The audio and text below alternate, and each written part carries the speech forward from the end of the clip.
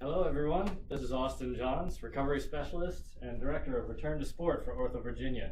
And today we're going to talk about a really important part of a program design, especially for athletes and anybody who's trying to avoid injury in their recreational time. And that is what's called foot activation. Now, foot activation is kind of a new concept in athletics and training and things like that. So let's go over why foot activation, first of all, what it is, and second of all, how it applies to what we're trying to accomplish in our everyday lives. Now, in order to understand foot activation, we first need to think of the foot and the lower leg and what happens above that. Most of the forces that happen in our body are related to what's called ground contact. So when our foot hits the ground pushes up against us and we push down at the same amount of force, and that amount of force actually translates into how much we weigh. Now, the way our body responds to that is going to dictate a lot as to where the forces go in our system and which joints are the ones that are most affected. And the important thing to think about here is that when you look at the foot, there's a whole bunch of bones, a bunch of muscular structure, a bunch of tendinous structure, some connective tissue, a lot of stuff going on. Then you got two bones here in the lower leg, and then you have the next joint, which is the knee. Now down here with all those bones and everything that's happening in the foot, you actually have 33 joints in your foot and ankle, which is really important because when we think about physics and we think about the fact that we just put our foot on the ground and the ground is pushing back with the same force that we put it down, one of the basic laws of motion in physics is that that pushback is going to be equal to the force that we put down. So whatever force we put into our foot is coming back from the ground at the same level. Okay, so if I put down 200 pounds into the ground, that force is coming back into my foot first at the same amount. Now you can think if my 33 joints are not moving that well, and I have this one joint at the knee, I'm putting a lot of force right into my knee. So we can think about that down the road. The next physical law we're going to talk about is conservation of energy. The law of conservation of energy actually says that as there's motion in a system, as you create motion in a system, it disperses forces. So if we go back and think about 33 joints in the foot and ankle, one joint at the knee, and I'm putting a ground reactive force into the ground every time I step, I jump, I do anything like that. If I can get my foot and ankle pliable and movable and pretty much soft in a way that it will reduce forces to the knee, I can pretty much expect that I'm going to reduce my chance of injury at the knee as well. It can be a very effective way to help me avoid injury both at the knee, at the lower back, and on up the chain through the skeletal system. So foot activation is a really, really important way to keep our body moving, keep ourselves mobile, and make sure that we're staying in the game. Now let's get into some foot activation drills. Okay, so here we go. We're going to do some foot activation drills. We're just trying to wake up those muscles and those connective tissues in the foot. We're trying to get some neurological drive down there in the foot, make sure everything's good and pliable and moving around. And incidentally, that actually has a lot to do with our footwear, so pay attention to your footwear. If it's too tight, you're going to have trouble getting your foot to move. If it's too loose, you might move a little bit too much and actually create some blisters and things like that. So you're going to want to have footwear that is applicable to the exercise that you're doing at the moment. Okay? Now, foot activation drills come at different levels, and it's all based upon your ability to support yourself with that ground reaction force that we were talking about before. So one of those basic levels, the most regressed level, is really just kind of a stepping motion. Everyone is sort of used to walking. We can somehow manage to walk. Even somebody who's 90 to 100 years old, if they're able to walk at all, they're going to walk in a foot-to-foot motion. All right, so our body is used to doing that side-to-side position, and we can recreate that in a drill that will actually help stimulate a little bit of nervous activity and make us better at that motion. So I can just, to start, have 2 feet moving over a fixed point. The fixed point in this case is my line.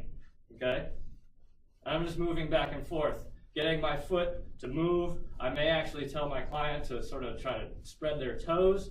I may have them, just try to relax their shoulders to decrease some tension in their system. Okay, but that's a very basic drill. I can also alter the foot that they move with. Okay, you'll notice that most people are side-to-side dominant, either left or right dominant. And if I ask them to change that, it stimulates their neurological drive just a little bit more, makes them think about it.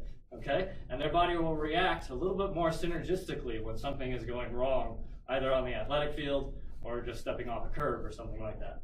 So that's a very basic motion. You'll notice that I was all sagittal. Everything I was doing was going straight forward. We can also take this and go side to side. So here I am, I'm gonna just go back and forth, okay? Same stepping motion, I'm just moving a little bit laterally. I'm getting a little bit of a lateral tilt and lateral motion down there at the talocrural joint, the ankle joint.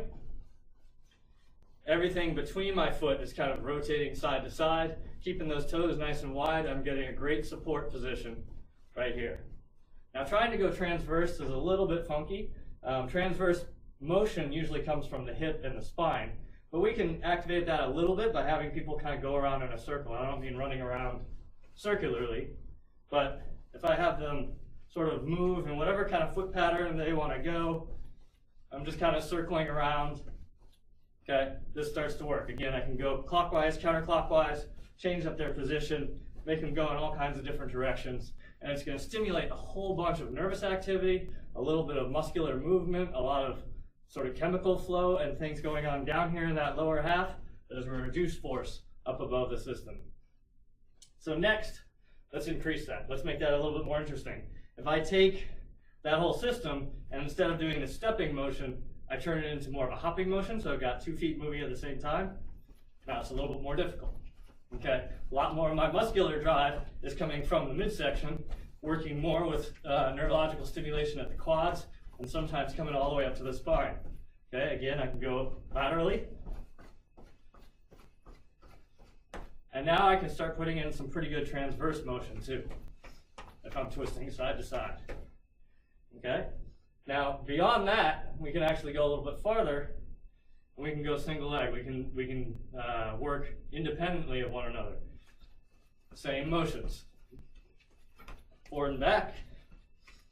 Okay, if I want to, I'm going side to side. And I can even take that transverse motion and do it on a single leg. Okay, now I'm taking all of my ground reactive force, putting it into one leg, which happens all the time in sports. If I'm going to step and cut, if I'm going to jump, all sorts of things happen off of one leg. And if I'm going to do that, I want to make sure that my foot can handle that strength as much as possible before any of that power gets to my knee. Okay, all of these are really very simple exercises that you can have people do, usually at a warm-up or sometimes a cool-down, to try to get that foot activation going. I got myself going with the breath there a little bit. So the last thing we want to do is think about neural drive and neural intensity, okay? If somebody is really thinking about these exercises, or they're going really, really fast, that is stimulating their neural drive. It's getting them really excited, and it actually creates a little bit of tension.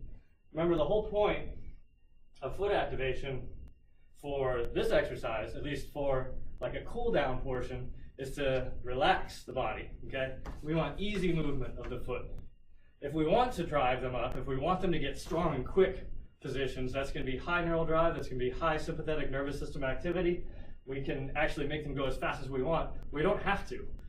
Making somebody go extremely fast is not always the best thing for them. And frequently, if a person is able to go really fast, we actually need to teach them how to better reduce that stress and relax that movement while still creating the same positioning. So I might have somebody initially go, all right, I want you to go as fast as you possibly can.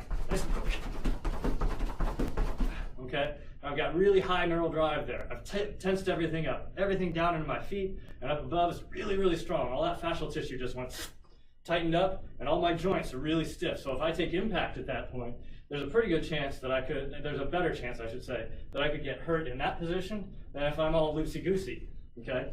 So I can have somebody do that same exercise. Now I want you to just relax. Relax everything you got, okay? So only thing happening right now, I'm trying to get those shoulders loose, trying to get that head loose. Only thing happening is down there at the feet and ankles. Remember, the feet and ankles can observe, or rather restrict a lot of those forces that come up above by just being active and being ready. So that's what foot activation is all about. Again, great exercises to do either in kind of like the end of a warm-up or the beginning of a cool-down. Great opportunities to help somebody avoid injury and get really much better at their sport. Thank you everyone for listening today. Again, my name is Austin Johns. I am the Director of Return to Sport for OrthoVirginia, and I encourage everybody to get back in the game.